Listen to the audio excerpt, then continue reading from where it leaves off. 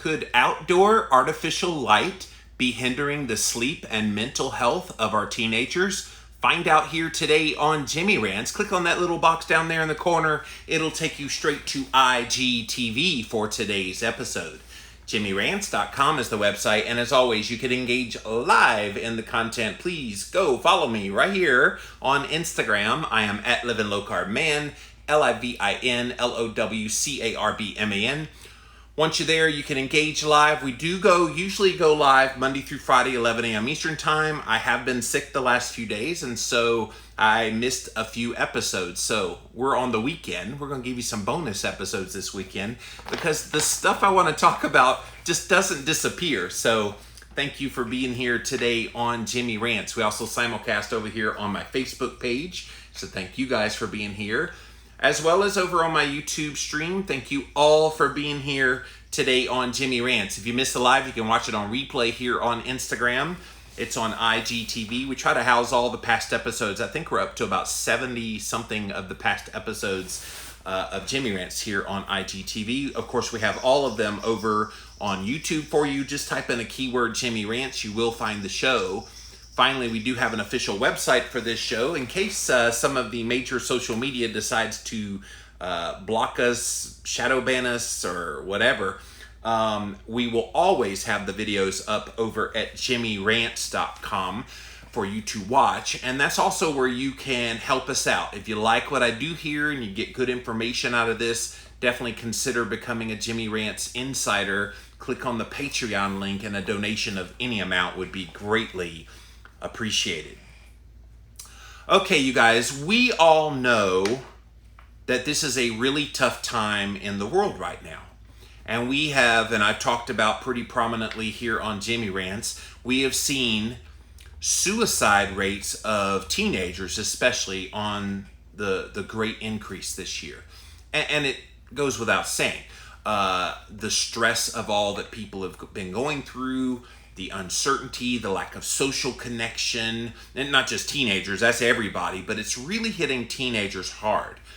And so teenagers, that is such a critical part of a person's life, is in your teenage years. It's kind of when you discover who you are, or who you think you are.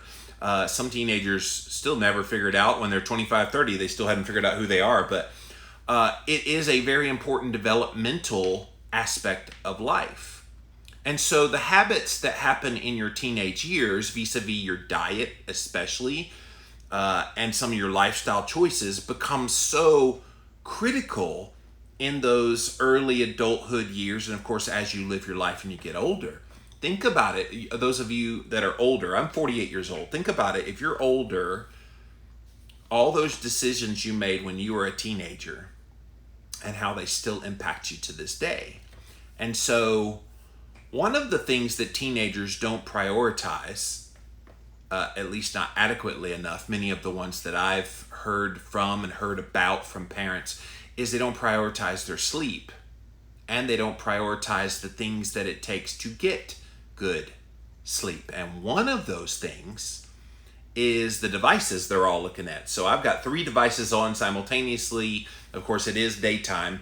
But at nighttime, there's no way I could have these devices on. There's no way I could have those artificial lights that are brightening up my face right now on at night, because I know that when you do that, you turn off the circadian rhythm that says, okay, it's time to go to sleep, and you're telling your brain it's wide awake time. Well, when you're wide awake and your body's not creating the melatonin to help you sleep, that's not good when you need to go to sleep. And so these artificial lights that are coming from these devices is a really bad thing.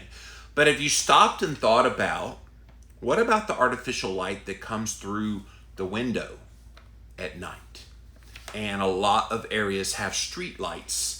It's relatively dark here where I live. There is one street light down the road a bit, but it's not anywhere near the window. And of course, I have blackout curtains that block all that light out anyway.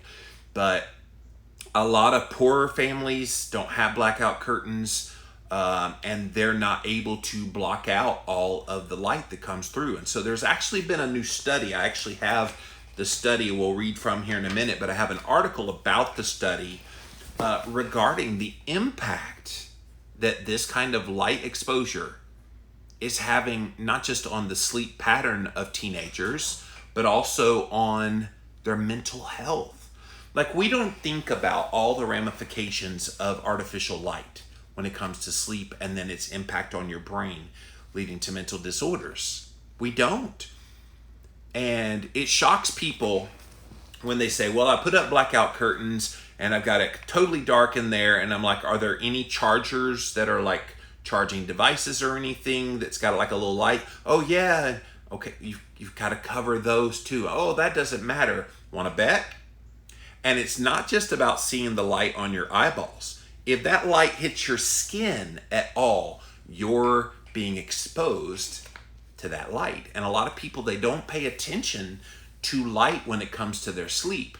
And especially teenagers. You know, they're not really trying to figure out how to optimize their health. They don't really care about that, most teenagers. A few exceptions, but most teenagers are like, yeah, I'm going to eat whatever crappy garbage I want, and I'm going to stay up till 3 in the morning on Snapchat talking to my friends. I'm going to do all these things that are very destructive for me. But they're like, well, I'm invincible, so I'll survive, and when I'm an adult, I'll figure it out. That's what they think. Let's get into the specific study, though. So I thought this was a very well-done study, and I'd never seen a study looking at artificial light from the outside coming through the window while teenagers are sleeping and what impact it would have on their sleep patterns as well as their mental health. So let's look at this. This was in CNN. Light pollution ruins teen sleep and may contribute to mental disorders, according to a new study. Hello, sleepyheads. Have you been turning off or covering up all your smartphone and computer lights in your bedroom at night? Blocking indoor light to keep your body in sleep mode is one of the first things any sleep expert will tell you to do for better sleep. And again, if you just joined us, artificial light from a device, from a charger, from the outside, like a post lamp outside your window, all of those things can impact your sleep. And if you're not doing what you can to totally make your room incredibly dark, then you could be compromising your sleep. And again, it's not about it going in your eyes. It could be exposed to your skin on your arm or any part of your body. And then your body is seeing it and it's being impacted. Now you may want to use light blocking curtains, the blackout curtains, at your bedroom windows as well, especially if you have kids in your home. The new study was just published on Wednesday in the Journal of the American Medical Association Psychiatry. It finds that adolescents who live in an area with high levels of outdoor artificial light at night tend to get less sleep and are more likely to have a mood disorder than teens who live with low levels of outdoor light. What's funny, aren't all teens moody? So I guess that's stereotyping, but typically teens are like, yeah, whatevs, whatever. And they just, yeah, they kind of have that attitude, mood issue anyway. So how would you tell if it was bad? Because isn't it always bad? So I'll get back to the story. Research has long studied the association between indoor artificial light and mental health, but very few studies have looked at the impact of outdoor artificial light, especially in teenagers, making this the very first study of its kind, the author said, with potentially long-term implications for mental and physical health. Think about it. When you don't get a good night's sleep, we already know one bad night of sleep actually makes you insulin resistant. It does. Now you can correct that by making up the sleep and getting things back in order. But what happens when you have a bad night of sleep, have another bad night of sleep, have another bad night of sleep, and it just cascades into days, weeks, months, years? That's the teenagers that will have issues in their health and their weight as they become an adult. And of course, again, none of this is on the radar screen of a teenager because they're not thinking about their health. But as parents of teenagers, maybe you didn't even think about this being a contributor to why they're having poor behavior in school. Maybe why they're not being as optimal with you as their parents. Like, think about some of these things. We think just kids are going to be bad and kids going to be kids, and that's just the way teenagers act. How much of it, I wonder, is a product of the situation they're in the home? And especially according to this study, while they're sleeping, what is that light coming in from the outside? What is it doing to their bodies, both physically and mentally? The senior investigator is Kathleen Marikangas, co-author of the study, chief of the Genetic Epidemiology Research Branch at the National Institute of Mental Health, said in a statement, although environmental light exposure is only one factor in a more complex network of influences on sleep and behavior, it is likely to be an important target for prevention and intervention in adolescent health. And again, if you just joined us, yes, outdoor artificial light could be one of the leading contributors to mental and sleep disorders in teenagers. And there's a new study that was just published, you guys, in the Journal of the American Medical Association Psychiatry that says just that if there's like an outdoor light and that light is coming through the window and it's touching any part of the skin of your teen child, they could be having mental disorders, obviously sleep disruption, and as we talked about earlier, sleep disruption leading to insulin resistance as a direct result. I don't think we think about these kind of things. We think about diet, okay, eat less sugar. We think about movement, okay, let's get to the gym, let's walk around the block. We think about, a lot of things. But how many of you before today were thinking about that light coming through your teenager's bedroom window could be causing some of the behavior issues that you deal with them? I don't think many. All right, so when our internal 24-hour body clock called the circadian rhythm is disrupted by a change in sleep or a sleep disorder, it impacts both our physical and mental health. Science has linked poor slumber with, listen to these conditions, you guys, high blood pressure, a weakened immune system. Like right now, they're all worried about the kids being back in school. And if you're not giving them good sleep, that can weaken their immune system. Now, I'm not saying there's probably anything bad going to happen with COVID-19, but it does put them in a more susceptible position because of the weakened immune system from a lack of sleep. Weight gain, which is horrendous when you are a teenager, especially teenage girls. They are just neurotic about their weight.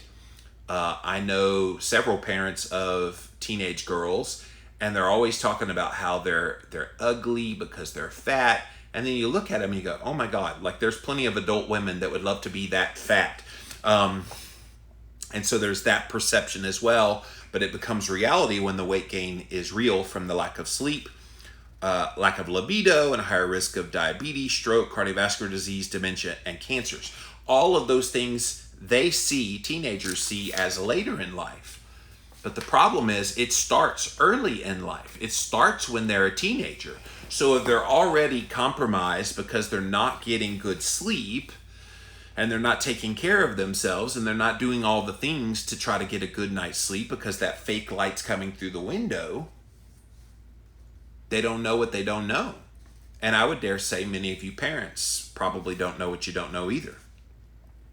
Disruptions to sleep as well as the circadian rhythm are also linked to mental disorders. Listen to this, you guys. If you don't get good sleep and your circadian rhythm gets off and your teenager doesn't sleep really well at night, listen to how it can manifest mentally. Bipolar, mood swings. Again, everybody stereotypes that as all kids, but could it be the sleep? Paranoia. Is there any paranoia going on right now with COVID-19 amongst teenagers? And anxiety. And I think about all these kids that go to their doctor or their pediatrician and the medical professional says, oh, you have some kind of, you've got depression, you've got clinical depression, so here's a pill. You've got panic attacks, here's a pill. You've got this, here's a pill. And they're putting them on medication when what they need to be doing is spending that money they would spend on medication on blackout blinds or blackout curtains.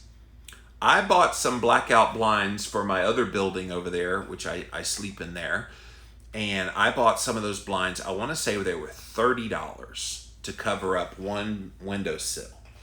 And I got 3 of them, I believe it was 3 of them, to cover the 3 windows that are in the bedroom area. And it is dark, dark, dark at night when you put those up. And of course you could like tape them to the wall or whatever to secure them and keep it dark, because if you run a fan, sometimes the fan will blow it open. But it is so critical. If you don't get that good sleep, we can't expect teenagers not to have mood swings, not to feel paranoia, not to have anxiety and depression, not to have bipolar tendencies. Like, all of these things are things you don't even think about. And I'm trying to get you to think about them today. Again, those of you that came in late, we are looking at a brand new study that is connecting outdoor artificial light. So if you've got a window and there's light coming through from the light outside, the outdoor lighting in your area, and it's hitting your teenage kid's bedroom, it could be disturbing their sleep, which could be impacting both their physical and their mental health. So, secretion of the sleep hormone melatonin starts when it gets dark outside. This is why when the sun goes down, as the sun's going down, you should have all the lights down low in your house. You should definitely have some kind of a blue light blocker on your devices, or just don't be on your device when you're trying to wind down to go to sleep. Unfortunately, teenagers don't adhere to that very well, and they're boing, right in front of their eyes, right when their body needs to be winding down. So the melatonin can't kick in if they got it right in their eyes. So maybe you could do one of the settings. I know a lot of the phones now have a nighttime setting, so you could click on that to kind of reduce blue light exposure. There are blue blocker kind of glasses, and they might not look cool to them, but they would definitely help as well. There's even little things you could put over the screen that would, make it kind of orange colored to block out the blue light. You do what you got to do to help your kid. And the interesting thing about this is when kids sleep better, they get better grades in school, they're better behaved. Like, we know that from lots of research that's out there. And this is new research that says, hey, don't forget about that light that's coming in through the window at night when they're trying to sleep. Research has found that the body will slow or stop melatonin production if it's exposed to light. And again, it's not just the eyeballs. I want to make this clear, guys. At nighttime, when there's artificial light coming through a bedroom window that is not blocked by some blackout curtains or blackout blinds, that light is actually going to impact them, even if it just touches their arm. Like, people think, well, I'm not looking at it, my eyes are closed, so therefore I'm not getting exposed. If it's touching skin, it's actually having a hormonal response. It's actually seeing it, whether you know it or not. So make sure it's as pitch black in those rooms as possible for your teenager. Although preteens and teens need more than 9 hours of sleep a night, they are the least likely to get enough rest, partly due to today's technology lures of social media and smartphones and late to bed habits. Oh my gosh, like smartphones and little devices and Snapchat and TikTok and all these things, they are pulling kids away from having the quality sleep that they desperately need. And yes, 9 hours of sleep when you're a teenager. And of course, you're like, what do they need 9 hours for? Well, it's 9 hours because they got a lot of stuff going on, still growing, still building, still all the things. And yet, what do those kids want to do? They want to stay on TikTok till 3 a.m. or they want to talk to their friends on Snapchat. That's what they do. And so I know some parents institute a, turn off the phone by kind of curfew. Of course, some kids would break that. But you could turn off the internet at night, which you should do anyway to lower EMF exposure. But turn off the internet and then their device is dead unless they've got some kind of plan. There's little tricks that parents can do to help precipitate this along. But yeah, kids, they need that sleep, but they're not going to get it because of the technology. Listen to this. More than 90% of high school students in the US, 90%, that's 9 out of 10. That's like almost everybody. More than 90% of high school students in the US are chronically sleep deprived. Again, they live at that age, teenagers, where they think they're invincible. They live at the age where, oh, I'll worry about my health later because right now I just want to have fun. Not knowing the ramifications of the actions they take now are going to impact them for many years to come. Like imagine a teenage girl, for example, at 13, for example, is constantly pushing the envelope of staying up late, getting lack of sleep night after night after night after night. Then at 14, they go and get some tests run and they realize, oh my gosh, I have a high insulin level. Oh my gosh, my inflammation markers are going higher. Oh wow, my thyroid panel is showing I have low thyroid, hypothyroid. I feel the feelings like I might be developing some gut health issues in the form of autoimmune issues and things like that. It's scary when you think about it at that age, but how many of those age kids care? Well, they will care once they become an adult, and now that disease has progressed to the level of, oh my gosh, I'm having manifestations in my health, what's going on? And then they get stuck in the mainstream medical system that, oh, it's all in your head, here's a pill to help with your head stuff, until finally in their mid-20s, they figure out, oh, I need to go try to get a naturopath or a functional medicine doctor or somebody to help me figure this out. And then you realize you have 3 autoimmune diseases. Did I just mention somebody's story? Because I hear this over and over and over again. And all it takes is educating just a little bit when they're teenagers that this is the ramifications. Now, again, teenagers are going to be hard-headed and they're not always going to listen, but you owe it to them to explain some of this to them. 20% of U.S. high school students get fewer than 5 hours of sleep a night. 1 out of 5, less than 5 hours of sleep. Remember, they need almost double that. They need 9 hours of sleep. This is according to a Sleep in America poll and according to a study from the U.S. Centers for Disease Control and Prevention. Sleep deprivation sets teens up to engage in a lot more risky behavior. Did you think about this? Some of your teens who tend to kind of go off the beaten path of what they should be doing, if they're sleep deprived, here's how it manifests. Maybe they start drinking. Maybe they text and drive, or they don't wear a seatbelt or helmet if they're on a motorcycle, compared with those who get 9 hours of sleep at night. And what that speaks to is rationality, common sense. All of it goes out the window because those sensibilities in teenagers, and yes, some teenagers have sensibilities, let's give them a little bit of credit, but most don't because they are so chronically sleep deprived and it's taking a toll. Like, have we ever really put the finger on this before and thought about this is why teens act the way they do? They play this reckless game of, well, I'll sleep when I'm older, or I'll deal with this when I'm older. Right now, I just want to have fun. And I think as a parent, maybe what you do is you teach them ways to have fun within the context of taking care of yourself now. I know a lot of you battle the diet thing, and of course, not all teenagers need to be keto. There's a lot that do embrace keto, but that's one battle.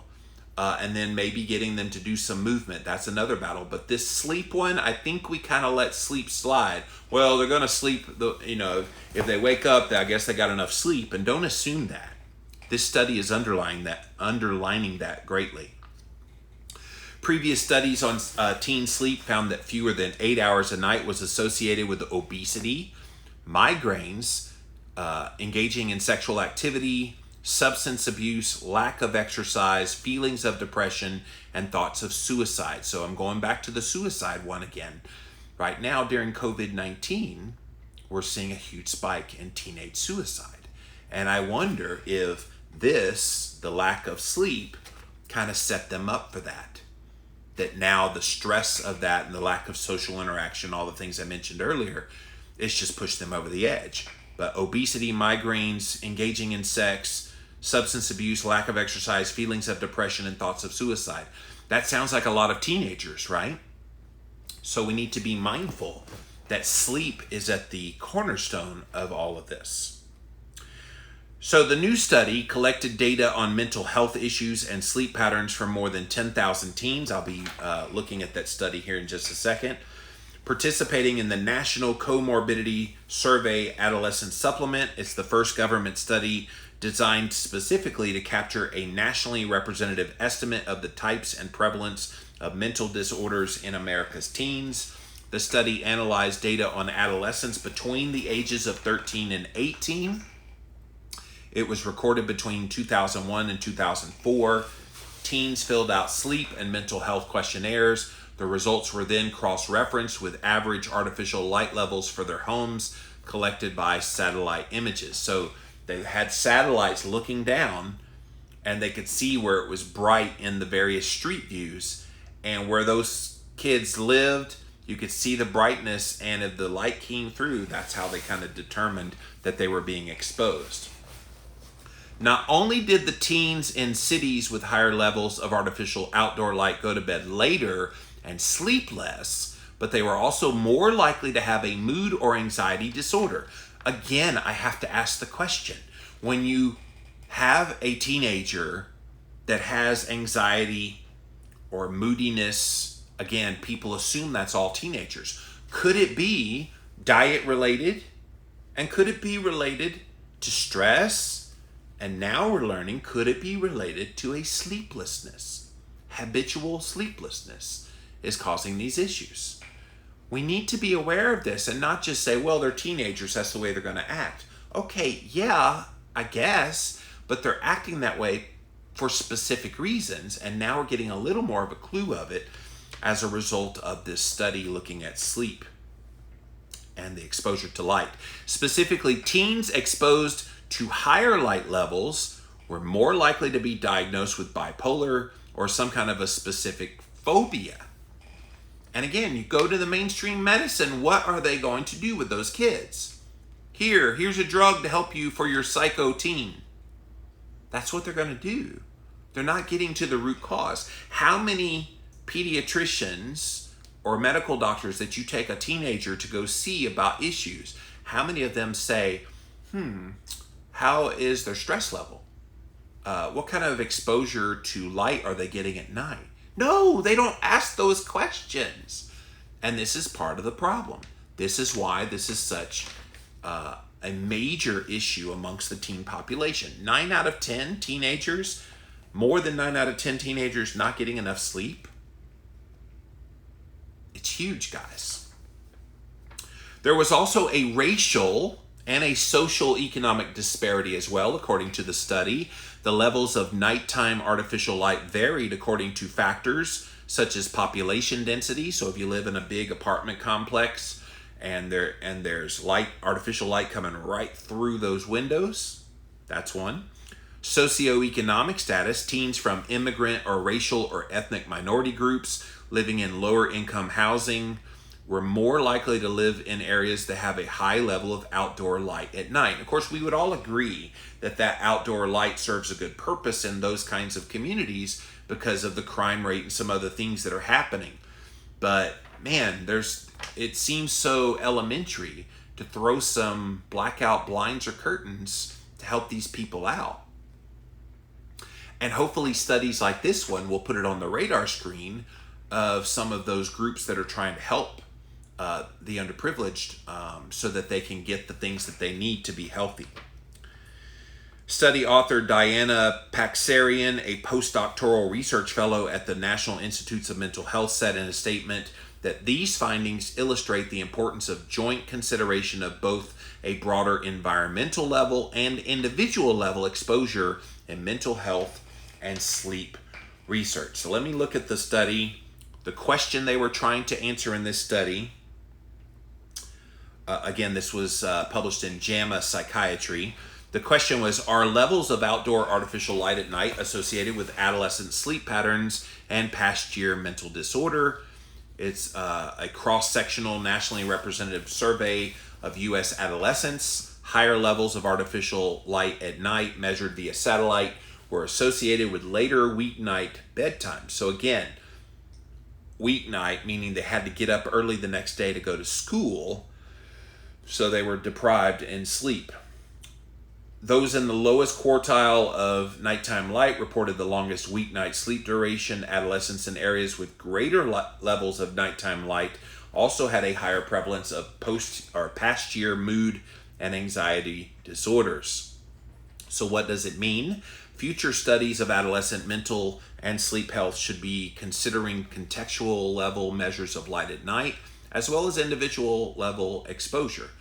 And this is going to take like a totality of people involved. The parents first and foremost, like recognizing that, okay, my kid's got bright lights coming through their window. We've got to block that light. I mean, even if you get cardboard boxes and duct tape, cover those windows so that that light can't get through, because it does make a huge difference. And again, this is not on the radar screen of a lot of people because they don't think about those kinds of things. But what these studies do is they're like, all right, think about it. Like, this is your wake-up call to think about it for maybe the first time. All right, let's see. I think we went over everything in here. They did use the satellites. They measured the levels of outdoor ALAN, A-L-A-N, which is a specific term for level of exposure to light. Measure with satellites, calculate with census block groups, So yeah, they talk about substance abuse, behavior problems, anxiety, mood because of this lack of sleep. I mean, there's so many things going on, and they concluded that area level outdoor ALAN was associated with less favorable sleep. Future studies should elucidate whether interventions to reduce exposure may positively affect mental and sleep health. Why would it not? I mean, I suppose they did the study, and the theory now is that this is causing the disruption in the sleep and thus causing the mental and physical health issues. How hard would it be to go buy a bunch of blackout curtains and blackout blinds and block that exposure and see how it impacts them? The problem with some of this stuff is you don't see disease developing necessarily in real time. Some of these kids, they just start having mood disorders and it's chalked up to they're a teenager. And it's totally missed because they're not putting the correlation. I would say this: if you have a teen in your house and that teenager starts just suddenly acting strange, and of course maybe they've always acted strange, and this light exposure and some other things, diet related, could have been the genesis of it. But clean up their diet, get them to learn how to practice stress management, give them blackout curtains and shut out the light, and give them a curfew for their devices, all the things, and watch to see if they keep acting like a typical teenager.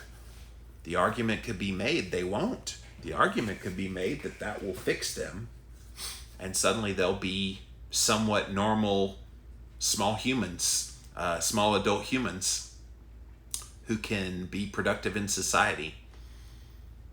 I think a lot of parents get so frustrated because they were bad teenagers, and it's just this expectation that teens are going to act poorly. Now, I'm not saying teens won't act poorly even if they get good sleep and eat well and but it's not inevitable. But if you leave it to their own devices and you expose them to bad food, you expose them to artificial light when they're trying to get to sleep and they're not getting enough sleep, and therefore that makes them more insulin resistant, and then they kind of go this little road of heading towards adulthood, set up for failure in their health, both mentally and physically. We can stop it if you pay attention to these kinds of signs. All right, let's see what you guys have to say. Going to come over here to Instagram first, then over to Facebook, finally over to YouTube. Thank you all for being here today on Jimmy Rants. Yes, a special Saturday edition. I don't normally do these over the weekend, but I was sick over the past few days and really anxious to get back to doing these again. I had lots of articles to talk about this week, but I know my body, and when my body said stop, it didn't say stop hammer time, it said stop, don't do anything. So I feel like I was a bit of a slacker this week because of that, so I'm making up for lost time with this Jimmy Rants here today. So welcome in, welcome in. JimmyRants.com is the website if you want to check out all our past episodes. Beth says, compounding the problem for teens is their circadian rhythm naturally makes them stay awake later and sleep in longer. School starts before 8 a.m. Yeah, that is a tricky one. And like I said, some of the teens that I know personally, yeah, they're up till 1, 2, 3 in the morning. I don't remember staying up that late, Beth, when I was a teenager, but I had a very dictator kind of father too. And so I was in bed by 10:30 and then had to be up early for school. But yeah, I don't know. You're right. I mean, they do have a funky monkey circadian rhythm. But I wonder if some of that has to do with all the devices, something to do with the artificial light like they talked about in this study.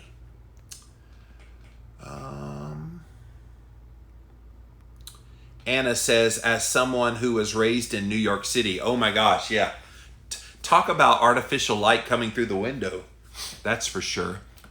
I had no difficulty falling asleep with the bright lights. It's when I moved to a place where only the moon and stars were your only light that I had issues. Now that's interesting.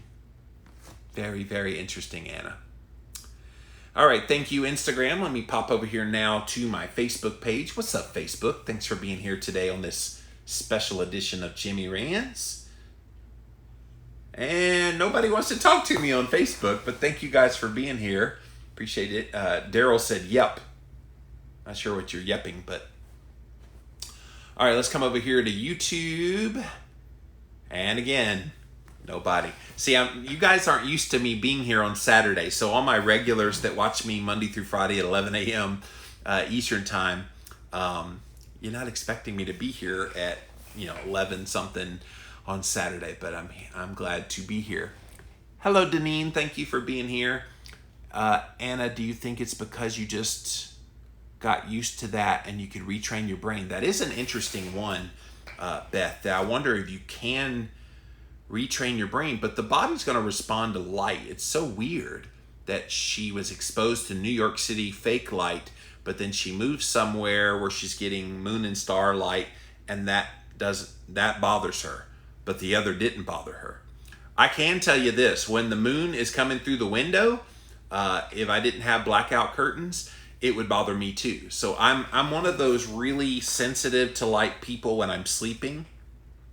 It has to be black, pitch black in there for me to sleep well. And while we're on sleep, make sure that it's also cool in there. You want to bring the temperature down in the room significantly so. I personally keep my air on when I'm sleeping at 65 degrees. And people are, oh my God, you're going to freeze. But you get used to the body temperature going down. I know some people take ice baths or they do like a cold shower before they go to bed, because that also will bring down the core body temperature. Bringing down the body temperature actually helps you sleep deeper. I do wear a ring that kind of signifies that. So I also have fans that blow on me just to kind of increase that. It also provides a little bit of white noise for me, so it's not so, how it can get so quiet it's loud, and it's a horrible feeling. So if you can get a white noise machine or run some fans, I also have an air purifier in there that keeps the air clean. All of those things can help. Harpsy says light, magnesium, blue light, D3 have seen mental disorders. Yeah, exactly. There's so many things you can do to improve your sleep, and I've talked about those things previously on Jimmy Rants, but this is really fascinating. Hello, Shirley and Johanna, two of my regulars on YouTube just showed up, and I'm done with Jimmy Rants, you guys. So I was sick the last few days, so I wanted to make up some of the ones I missed while I was gone this week. So sorry I didn't inform everybody, but Hello. Now you've got one to watch on replay, but the new study is pretty fascinating. Outdoor artificial light is actually harming teens by leading to an increase in sleep disorders and also mental health issues. So, something to think about here today. That's it for this episode of Jimmy Rants. JimmyRants.com is the website. And as always, you can engage live in the content. You got to go follow me right here. I am on Instagram. I'm at Livin' Low Carb Man, LIVINLOWCARBMAN. Once you're there, engage live. We are typically here Monday through Friday, 11 a.m. Eastern Time. So be there, be square. We also simulcast over here on my Facebook page as well as over on my YouTube channel. Thank you all for being here today on Jimmy Rants. If you missed the live, you can watch it on replay over here on Instagram. IGTV houses all the past episodes. We also put the past episodes up over on YouTube. Type in a keyword Jimmy Rants. You will find the show. And finally, pop on over to the official website for this show. It is JimmyRants.com. You can see all the past episodes there. And if you like what I do here, I work really hard to find you guys cutting edge information. I had somebody write me recently, oh my gosh, you were telling us about T cells with COVID-19 long before I heard about it in the mainstream, and now everybody's talking about T cells. And yeah, we're trying to stay on the cutting edge for you guys. So if you like that and you like the kind of service that I offer here, can you do me a favor and click on the Patreon link over at JimmyRants.com? Really, a donation of any amount would be greatly appreciated. My goal in 2020 is to shift over away from having any sponsors and just being supported by the people who are fans of my work. And so I would like to get away from that business model of sponsorships and just go to those of you that follow me and you get some value out of what I do here. So if you get value, please go support me at my Patreon over at JimmyRants.com. That's it for this episode, you guys. I'll be back again real soon. Bye. All right.